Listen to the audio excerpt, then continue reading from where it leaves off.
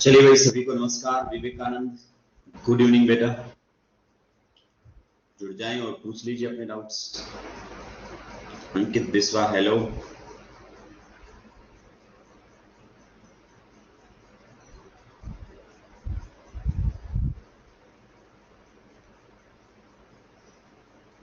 Ayush, good evening बेटा।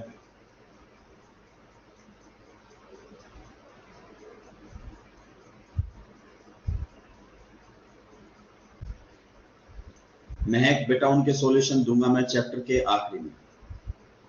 जब chapter finish होगा तो एक स्लाइड उसके साथ आ जाएगी जिसमें प्रीवियस जितने भी आपके होमवर्क हैं उनके सॉल्यूशंस आ जाएंगे।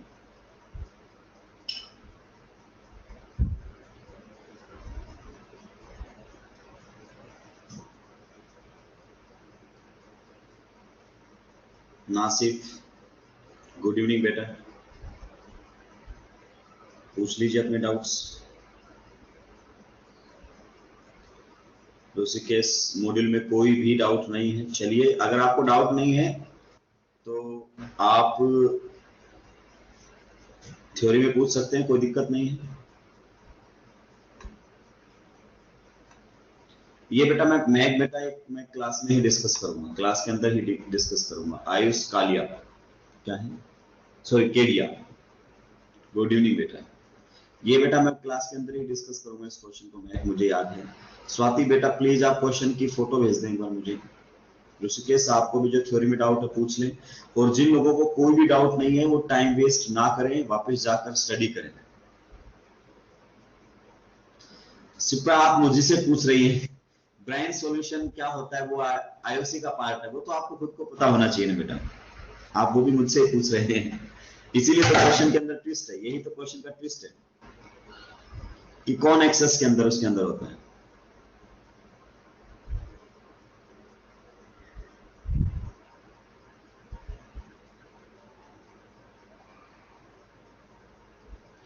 नहीं अपूर्वा बेटा, मॉड्यूल का डिस्कशन नहीं है आज। जिनको जो डाउट है वो पूछ लेंगे अभी तो। शिवम बेटा, आप फोटो भेज दीजिए। हाँ,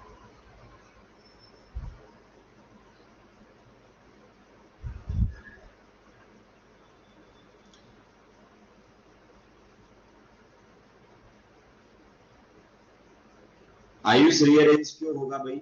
आयुष गोचर, रीअरेंजमेंट क्यों होगा? क्या रीअरेंजमेंट होने से स्टेबिलिटी बढ़ रही है? आप खुद चेक कीजिए, अगर स्टेबिलिटी नहीं बढ़ रही है तो क्यों होगा रीअरेंज? कार्बोकेटाइन केवल एक ही कंडीशन पर रीअरेंज होता है कि उसकी स्टेबिलिटी बढ़ेगी।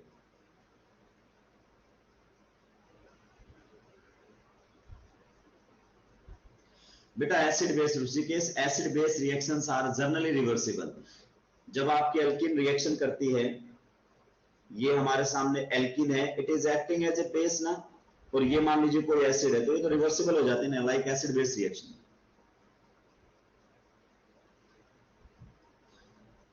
आयुष, जीओसी का मॉड्यूल डिस्कशन हो चुका है भाई। स्वाति बेटा, आप एक बार भेज दीजिए मुझे, क्वेश्चन की फोटो भेज दीजिए।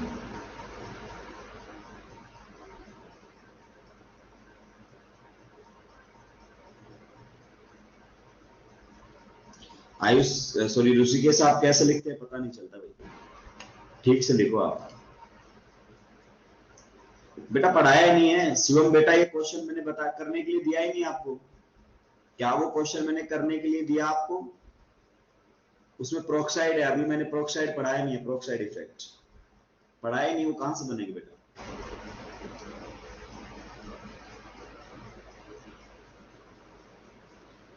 Ayush Kedia, exercise 3.1 module, photo भेज दो ना बेटा एक बार, मैं लेकर नहीं बैठा हूं।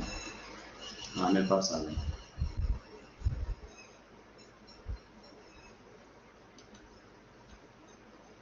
स्वाति बेटा, आपके क्वेश्चन का मैं रिप्लाई कर रहा हूं। Which is the correct order of acidity? ये तो बेटा बिल्कुल सिंपल सा क्वेश्चन है, हालांकि ये क्वेश्चन जीओसी का है और जीओसी का डिस्कशन मैं ऑलरेडी कर चुका हूं भाई।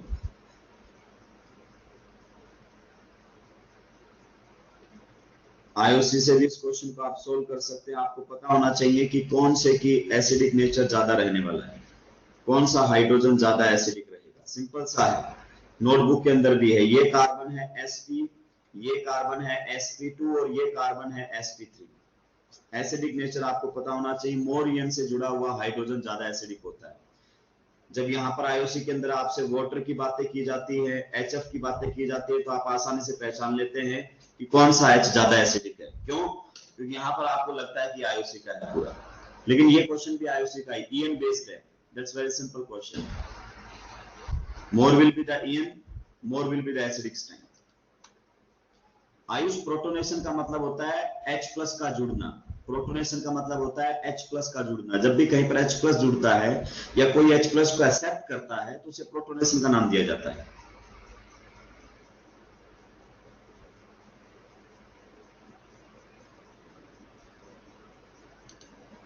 हाँ 50-50% बन सकता है, कोई दिक्कत नहीं बेटा। स्टीरियो के जो होते हैं, जैसे आपने स्टीरियो केमिस्ट्री में पढ़ा, जो मेजर प्रोडक्ट है वो 50-50% बनता है। 50% R बन जाए और 50% S बन जाए, बिल्कुल बन सकता है, कोई दिक्कत नहीं है इसमें।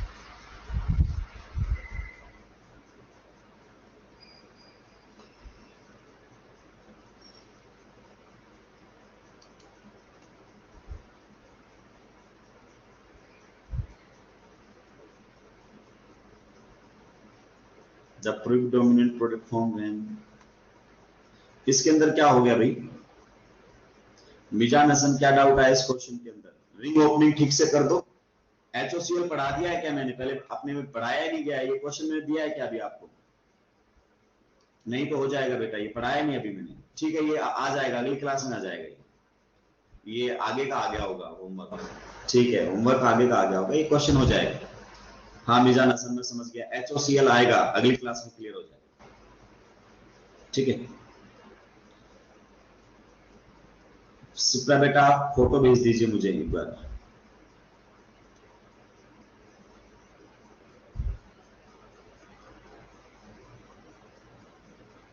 अगर होमवर्क में कोई ऐसा क्वेश्चन चला गया है कि तुम्हें लग रहा है कि ऐसा रिएजेंट तो हमने पढ़ा ही नहीं है, तो उसको होल्ड कर लेंगे आप।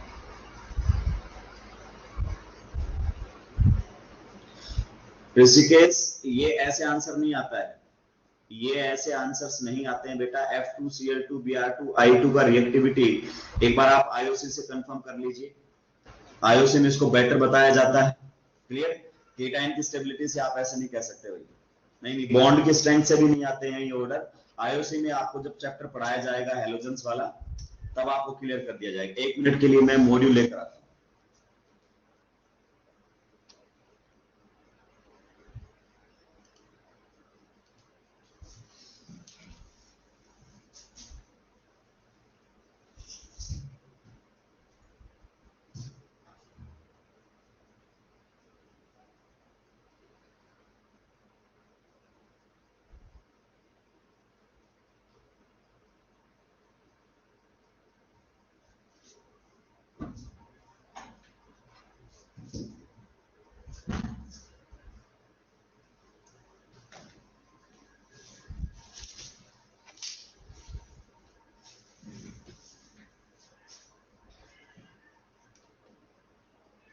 चलिए, अब मेरे पास मॉड्यूल है, अब आप पूछ सकते हैं।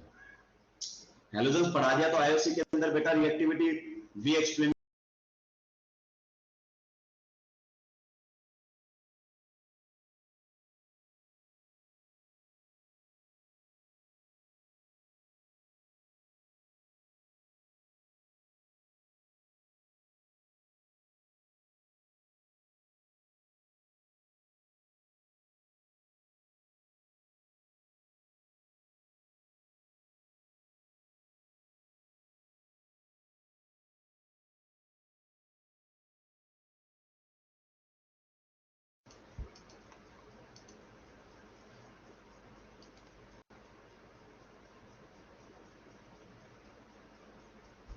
चलिए, हाँ आप पूछ लिए, अभी अभी मैं क्लियर कर देता हूँ। आयुष बेटा भेज दीजिए पेपर में। जो पहले मैं स्वाति का क्वेश्चन लेता हूँ, exercise 1 question number 11। Exercise 1 question number 11। Exercise 1 बेटा नहीं पढ़ाया, माफी चाहूंगा, कुछ क्वेश्चंस एक्स्ट्रा चले गए, ये नहीं पढ़ाया। स्वाति बेटा अभी पढ़ाया नहीं मैंने। जो होमवर्क है वो थोड़ा सा अलग से हो गया था, पढ़ाया नहीं मैंने, ठीक है, पढ़ाया नहीं बेटा। आप रिएजेंट को देखकर ही पहचान जाया करो। नहीं नहीं, कौन सा क्वेश्चन पूछा आपने? 11 वाला पूछा, ये तो हो गया ना शायद, HCl एक्सेस।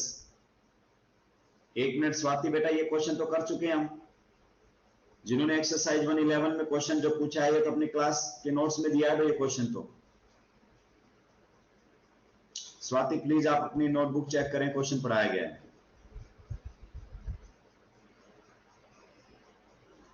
नहीं कि बेसवा आपने को उसको फॉलो करने की जरूरत नहीं है। Exercise 1 question number 12, exercise 1 question number 12, कुमारी निशिका, मैं आपके क्वेश्चन का आंसर दे रहा हूं बेटा। इसके अंदर आपको रीअरेंजमेंट करवाना पड़ेगा। इस क्वेश्चन के अंदर आप एक बार सोचिए, रीअरेंजमेंट करवाना पड़ेगा, क्योंकि रीअरेंजमेंट के बाद जो कार्बोकेटाइन बनेगा that will be resonance stabilised.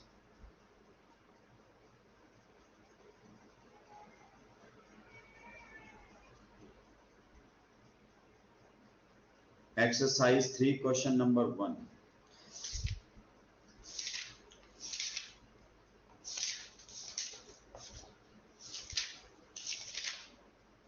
भाई मैंने दिया है कि एक्सरसाइज 3 में क्वेश्चन नंबर 1, एक्सरसाइज 3 में क्वेश्चन नंबर 1 दिया है क्या? तो मिस्टेक से गया होगा भाई, नहीं करना अभी इसको।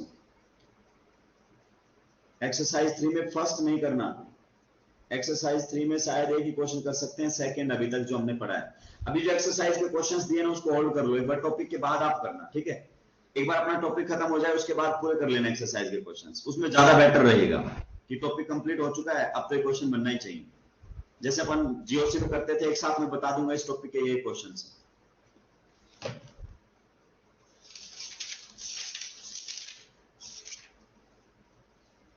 एक्सरसाइज सेकंड क्वेश्चन नंबर 7 का थर्ड ऑप्शन।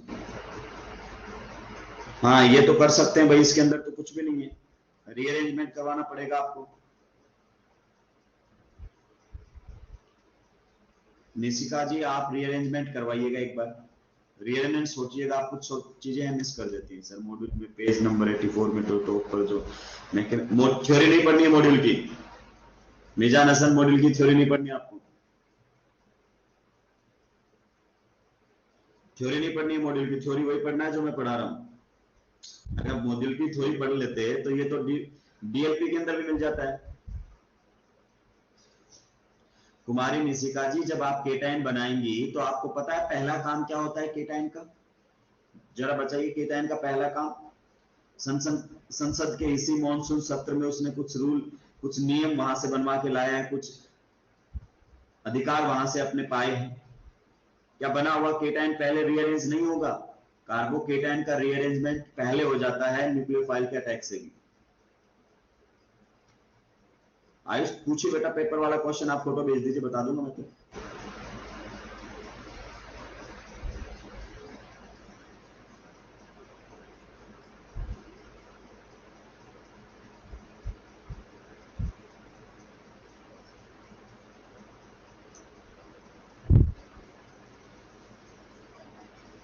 जिनकी डाउट्स नहीं है वो जाएं और वापस पढ़ाई करें, जिनके भी डाउट्स नहीं है वो जाएं और पढ़ाई करें।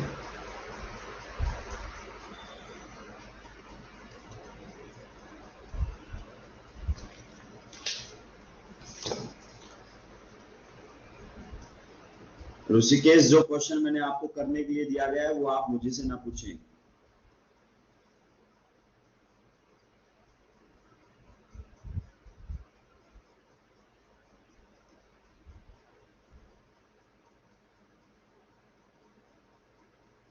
होमवर्क है, उस पर आप अपना दिमाग लगाएं भाई।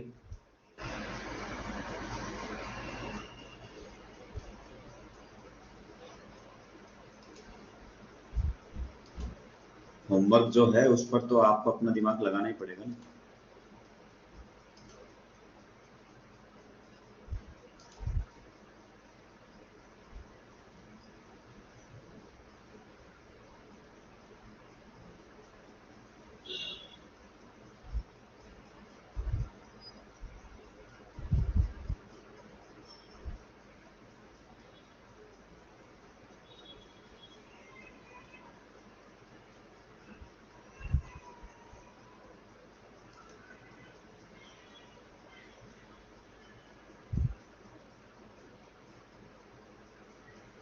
इकरा जी क्वेश्चन नंबर 3 एक्सरसाइज 3 में क्वेश्चन नंबर 2। चलिए बेटा देखता हूँ ऊपर कहीं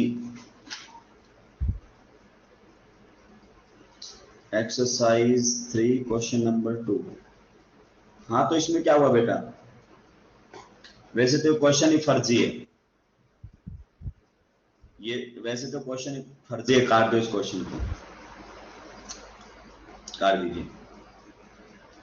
x प्लस, इस क्वेश्चन को ऐसे कर लो आप x प्लस H2 फिर हो जाएगा, वही हो गया hydration of alkenes H plus H2 D plus H2, ये कोई मतलब नहीं होता।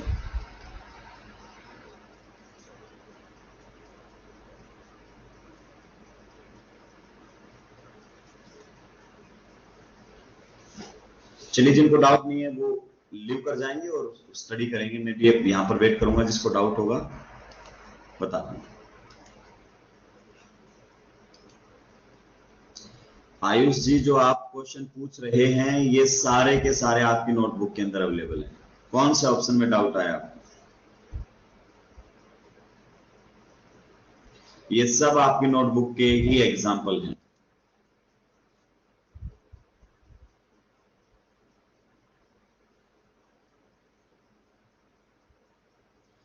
ऋषिकेश कोई शॉर्ट नोट्स नहीं बनाने हैं, चैप्टर खत्म होगा उसके आखिरी में खुद मैं आपको प्रोवाइड कर दूंगा कि आपने इस चैप्टर में क्या पढ़ा है, एक स्लाइड आ जाएगी पूरी।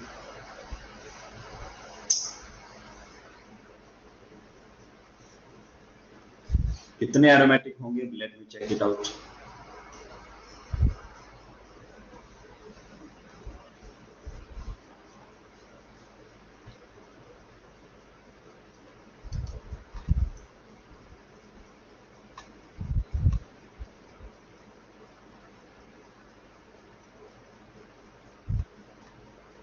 आयुष 7 कैसे होंगे इसके अंदर भाई?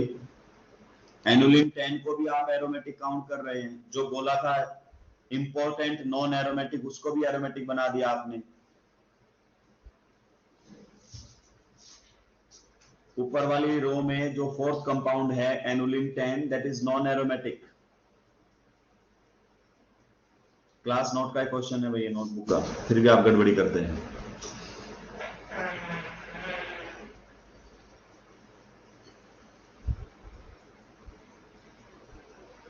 सल्टा दिया क्या?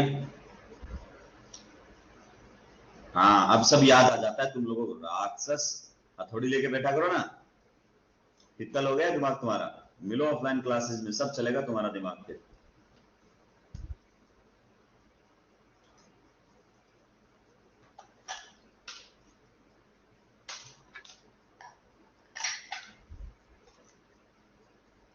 जिनके डाउट नहीं है वो स्टडी करें, ये टाइम दोबारा लौट के नहीं आएगा।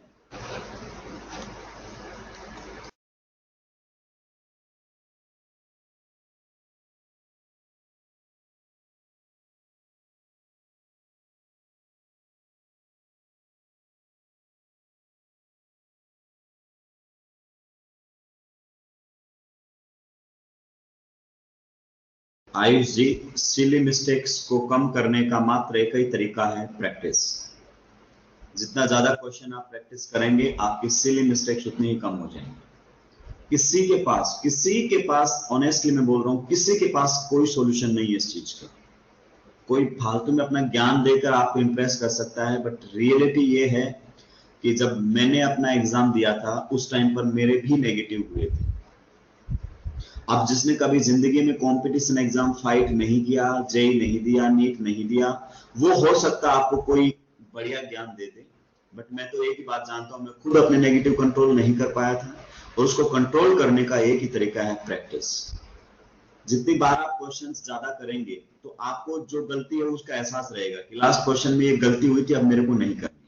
अगर आप क्वेश्चन प्रैक्टिस नहीं करते हैं तो जाहिर सी बात है आती हुई चीज भी कई बार आपसे गलत हो जाती है बेटा।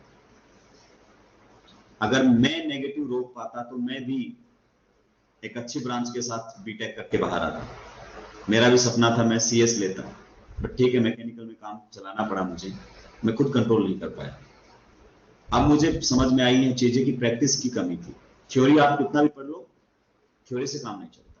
ठीक है बेटा।